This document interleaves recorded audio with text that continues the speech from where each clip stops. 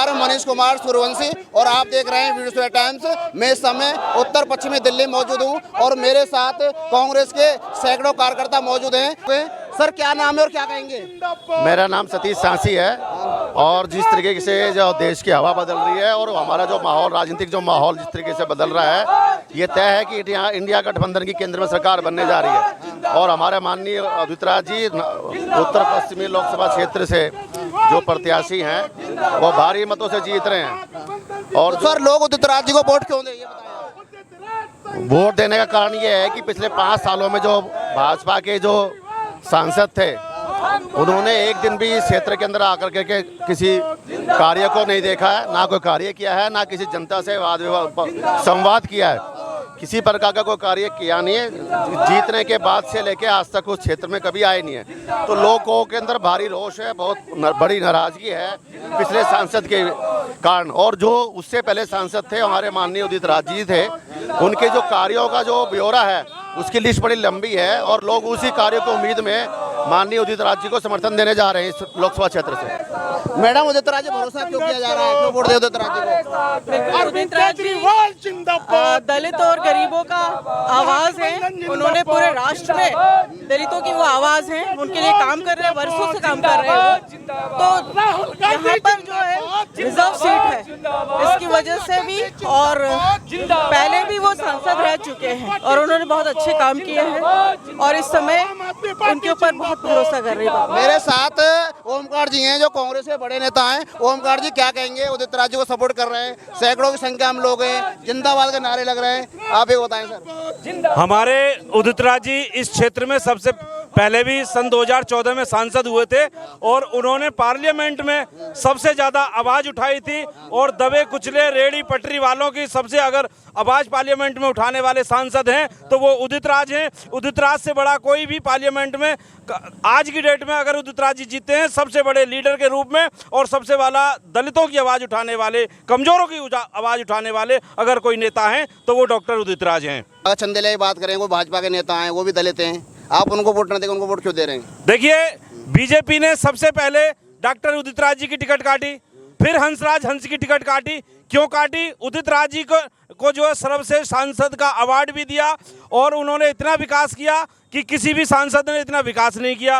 हंसराज हंस ने इतना सत्यानाश किया कि आज तक किसी भारत में इतना बड़ा सांसद ने सत्यानाश नहीं किया होगा। लोग अगर उनसे मिलने आते थे तो सांसद जी ऑफिस में ही नजर नहीं आते थे, क्योंकि उन्हें तो तबला और हारमोनियम बजाना था, इसीलिए वो नहीं आए क्षेत्र में एक भी दिन। लोग बाग उदितराज को पास आते थे और वो जो है उदितराज जी के लिए ही, उदितराज सांसद ना होते हुए भी अपने क्षेत्र में और वो काम करवाते रहे जो एक सांसद को करना चाहिए था। उदितराज जी ने न सांसद होते हुए भी इतना काम किया। हमारे माध्यम से लोगों को क्या अपील करेंगे आप? हमारे हिसाब से लोगों को बहुत बड़ा अच्छे मार्जिनों से अगर कोई घोटाला नहीं हुआ तो हमारे क्षेत्र में उदितराज जी रिकॉर्ड तोड़ वोटों से जीतेंगे। भाजपा सामने खड़ी है सर। भाजपा इस क्षेत्र में योगेंद्र चंदोलिया जी मेरे हिसाब से अपनी जमानत भी बचा लें तो सबसे बहुत बड़ी बात है। हालांकि हम 4 दिन से घूम रहे हैं पर भाजपा का इतना प्रचार है नहीं, कांग्रेस लोग ज्यादा दिखाई दे रहे हैं, तो क्या समझें? पूरे क्षेत्र में अगर किसी की जय जयकार हो रही है, मैं भी अनेकों क्षेत्रों में घूम रहा हूँ, जहांगीरपुरी में घूम रहा हूँ, भलसुआ में घूम रहा हूँ, राणा चौक पे घूम रहा हूँ, अगर हर क्षेत्र में आवाज है तो डॉक्टर उदितराज की डिमांड हो रही है। सर क्या कहेंगे आप? सर मैं ये कहूँगा, जैसे यहाँ पर महिलाओं पे अत्याचार हो रहा है, मणिपुर में भी हुआ है और दिल्ली में जैसे कुलभूषण शरण सिंह जो इनके एमपी थे केसरगंज से, उनके लड़के को टिकट दे दिया गया और जो देवेगौड़ा के जो पोते बताते हैं इनका गठबंधन है उनको टिकट दे दिया गया चुनाव, अभी वो देश छोड़ के भाग गए हैं। मतलब ऐसे बलात्कारियों का जो है ये रहनुमा बन रहे हैं हमारे जो भारतीय जनता पार्टी के नेता हैं जो, और ये लोग रोजगार पे बात नहीं करते हैं और ना ही ये लोग बात करते हैं महंगाई पे। नहीं, गैस सिलेंडर दे रहे हैं, आप देखिए नज़ारा देखिए, 900 रुपये का सिलेंडर आ रहा है, आप देखिए वहाँ पर लकड़ी से खाना बनाया जा रहा है। ठीक है, भारत सरकार दावे तो ठोक रही है मोदी सरकार, मगर वो बिल्कुल खोखले दावे ठोक रही है।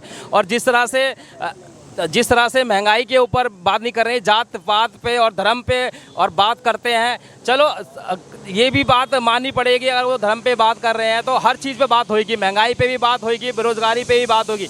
10 साल का जनता हिसाब मांग रही है, मगर ये इधर घुमाते हैं, कभी उधर घुमाते हैं, कहते हैं वो तो कह रहे राम मंदिर बनवा दिया, वो नहीं। क्या चाहिए जनता को? नहीं, जनता को राम मंदिर जो बनवा दिया वो अच्छा काम कर रहा है, ऐसी कोई बात नहीं। वो कोर्ट का डिसीजन था, वो कोर्ट का डिसीजन था, किसी भारतीय जनता पार्टी किसी नेता का नहीं था, वो तो श्रेय ले रहे हैं। ठीक है, इनको देखना था महंगाई जैसे मुद्दे हैं, पब्लिक त्राहिमाम है, और पब्लिक के ऊपर जो भी जा रहा है, जैसे महंगाई के ऊपर है, और भी बेरोजगारी है, काम धंधे नहीं है, जीएसटी उन्होंने तुगल की जो टैक्स लगा दिया है, इस तरह से दूध और खाने पीने की चीज़ों पे इतना तो किसान युग से लेके। सर आप क्या कहेंगे, इस बार 400 पार होने जा रही है भाजपा के? सर ये 400 पार मोदी साहब का जुमला है, 400 पार उनका एक नारा है।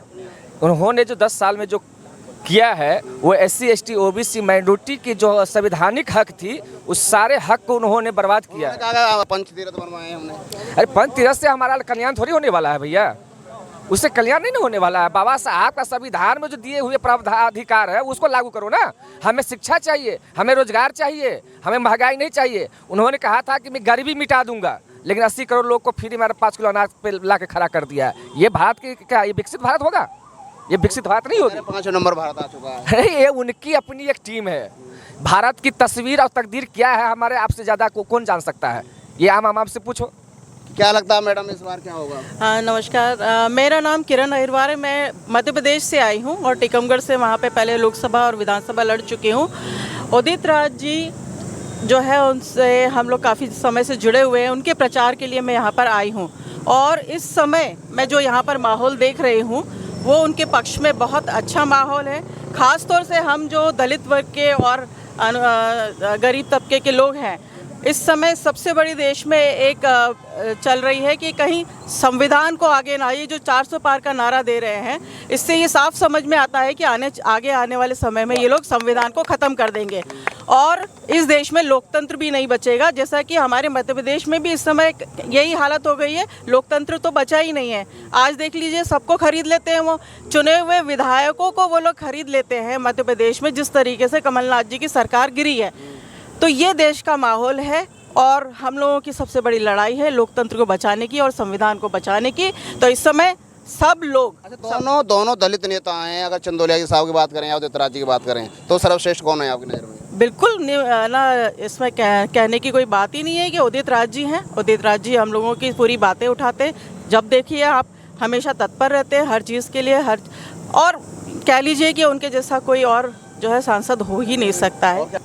दोनों दलित नेता हैं, लेकिन दलित नेता में उदित राज जी एक पढ़े लिखे योग्य नेता हैं। जो दलित के बीजेपी, आप कह रहे थे बीजेपी में रहते हुए उन्होंने अपने संगठन, अपने समाज के लिए हित में, इसीलिए बीजेपी ने दूसरी बार टिकट नहीं दिया।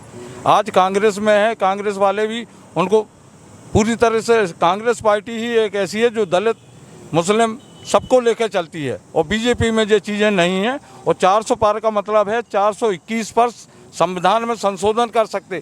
क्या 270 में भी तो सरकार बन सकती? मोदी जी 270 में भी तो बन सकते हैं। तो फिर क्या, फिर आज 400 पार क्या, 400 हमने राम मंदिर बनाया इसलिए, और 400 पार का मतलब ये है, 400 पार आज जनता सोच रही है कि इतनी लहर है कि 4 मंदिर बना गया, 400 पार भी हो जाएगी, लेकिन जनता ये नहीं समझ रही। 400 पार का मतलब संविधान में संशोधन और संविधान खत्म, आपके अधिकार पूरे खत्म। सनातन और हिंदू धर्म जी पैदा करके मनुस्मृति को लाने के लिए ना आपका राष्ट्रपति होंगे ना कुछ होगा, मोदी ही सब कुछ सर्वोसर्वा होंगे, इसलिए 400 पार के नारे दिए जा रहे हैं।